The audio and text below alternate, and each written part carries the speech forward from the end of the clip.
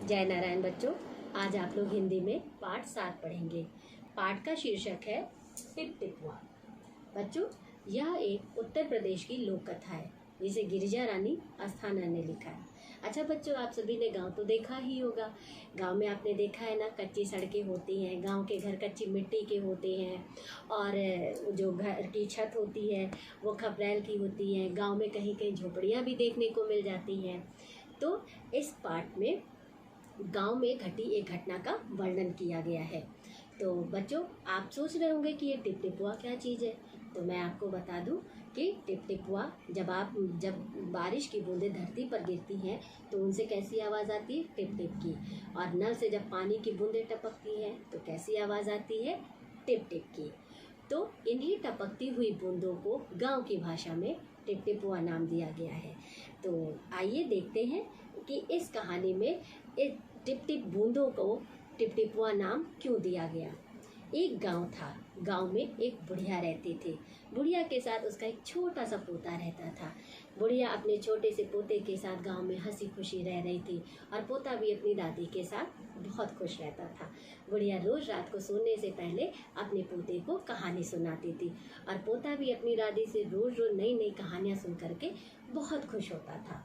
एक दिन क्या हुआ, गांव में बहुत भयानक मूसलाधार बारिश हुई।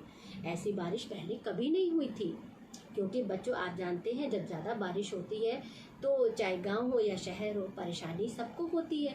क्योंकि ज़्यादा बारिश होने से जगह जगह पानी इकट्ठा हो जाता है, गलियों में पानी भर जाता है, कीचड़ हो जाता है और फिसलन हो जाती है। तो अब कच्ची मिट्टी की वजह से तो गांव में और ज़्यादा परेशानी हो गई थी। और जो बुढ़िया का घर था वो एक झोपड़ी थी। झोपड़ी में से पानी टप टप टप टप टपक रहा था। बुढ़िया की झोपड़ी में भी पानी हर जगह से टपक रहा था, जिससे कि टिप टिप की आवाज़ आ रही थी।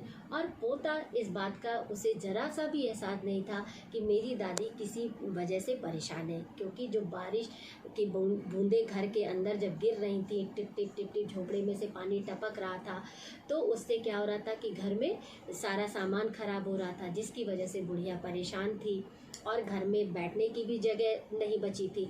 तो बुढ़िया एक किनारे चारपाई डाल करके पोते को ले करके बैठी हुई थी। पोता दादी की गोद में सर रख करके लेटा हुआ था और वो दादी से बार बार कहानी सुनाने की जिद कर रहा था। उसे इस बात का जरा भी एहसास नहीं था कि मेरी दादी क्यों परेशान है। पोते ने दादी से कहानी सुनाने को कहा। अब दादी बेचारी एक तो बारिश से परेशान थी, ऊपर से पोता कहानी सुनाने के लिए कह रहा था। तो दादी ने खींच कर गुस्से में कहा कि ऐसा है, मैं तुम्हें क्या कहानी सुनाऊं। उसने गांव की भाषा में कुछ इस तरह से कहा था, अरे बचवा का कहानी सुनाए, ये टिपटिपुआ से जान बचे तब ना। तो बच्चे ने सोचा कि अरे टिपटिपुआ, उसके लिए तो बिल्कुल ये नया शब्द था। उसने सोचा जरूर ये टिपटिपुआ किसी जानवर का नाम है। पोता तुरंत उठकर बैठ गया। पोते ने दादी से कहा, दादी दादी ये टिपटिपुआ क्या है, क्या ये शेर या बाघ से भी बड़ा होता है। अब दादी जो है पोते की बात को नहीं समझ पा रही थी। दादी ने फिर घर की छत को देखा, वो टपक रही थी। तो दादी ने टपकते हुए पानी की तरफ देखा और देखकर बोली, हाँ बचवा, न शेरवा के डर न बगवा के डर, डर तो डर ये टिपटिपुआ के डर। इसका मतलब कि हाँ बेटा, न तो मुझे शेर का डर है न बाघ का डर है, मुझे सिर्फ इस टिपटिपुआ का डर है। संयोग से उसी समय मुसीबत का मारा एक बाघ बारिश से बचने के लिए झोपड़ी के पीछे आकर बैठा था। बेचारा बाघ बारिश से बहुत घबराया हुआ था, लेकिन जब उसने झोपड़ी के अंदर दादी और पोते के बीच हो रही बातों को सुना, जब उसने टिपटिपुआ के बारे में सुना, तो शेर जो बाघ था वो घबरा गया। बाघ ने सोचा ये टिपटिपुआ कौन सी बला है, यानी कि ये कौन सी ऐसी चीज़ है, जरूर ये कोई बड़ा जानवर होगा। तभी तो बुढ़िया भी कह रही है कि मुझे ना तो शेर का डर है ना बाघ का डर है, और वो डरती है तो सिर्फ इस टिपटिपुआ से डरती है। तो इसका मतलब जरूर ये मुझसे भी ज़्यादा खतरनाक जानवर है जो इस घर के अंदर है।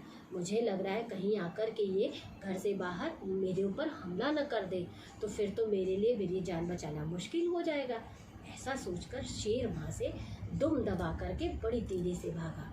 दुम दबाकर यानी कि शेर ने कुछ भी नहीं सोचा समझा, न आगे का न पीछे का। वो चुपचाप बुढ़िया की बातों को सुनकर वहाँ से बड़ी तेजी से भागा।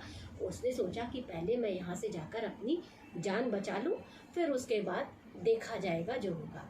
उसी गांव में एक धोबी भी रहता था। भाई उस दिन इतनी ज़्यादा भयंकर बारिश हो रही थी कि गांव के सभी लोग परेशान थे, वो बुढ़िया भी परेशान थी और वो बाघ भी परेशान था, जो जंगल से बारिश से बचने के लिए बुढ़िया की झोपड़ी के पीछे आकर के बैठा था। और एक धोबी था, वो भी बहुत परेशान था। सुबह से उसका गधा न जाने कहाँ बारिश में इधर उधर चला गया था। वो अपने गधे को ढूंढ रहा था, लेकिन उसे उसका गधा कहीं नहीं मिला। वो सारा दिन भीगता रहा बारिश में, जगह जगह सबके घर जा कर के लोगों के पूछा कि मेरा गधा तो तुमने नहीं देखा। जंगल में भी जा कर के देखा, उसे कहीं अपना गधा नहीं देखा। हैरान परेशान होकर के वो वापस अपने घर आ गया। धोबी की पत्नी ने पूछा कि क्या बात है, गधे का कहीं पता चला? तो धोबी ने कहा नहीं, तो गधे का तो कहीं नहीं पता चला। और बच्चों आप तो जानते ही हैं कि धोबी जो अपने जो कपड़ों का गट्ठर होता है वो गधे की पीठ पर लाद करके ही वो नदी तक ले जाता है धोने के लिए।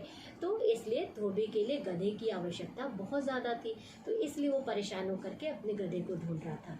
धोबी की पत्नी ने जब सुना कि अरे गधा नहीं मिला तो वो भी बहुत परेशान हो गई। धोबी की पत्नी सीधी सादी थी, अनपढ़ थी। उसने कहा कि ऐसा करो, तुम गांव के पंडित जी के पास जा कर के क्यों नहीं पूछते?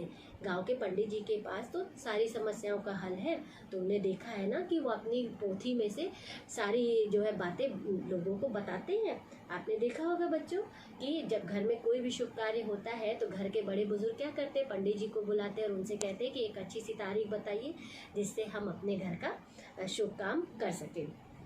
तो उसी तरह से धोबी की पत्नी ने भी सोचा कि पंडित जी के पास जरूर इस समस्या का समाधान होगा। पंडित जी को पता होगा कि मेरा गधा कहाँ गया है।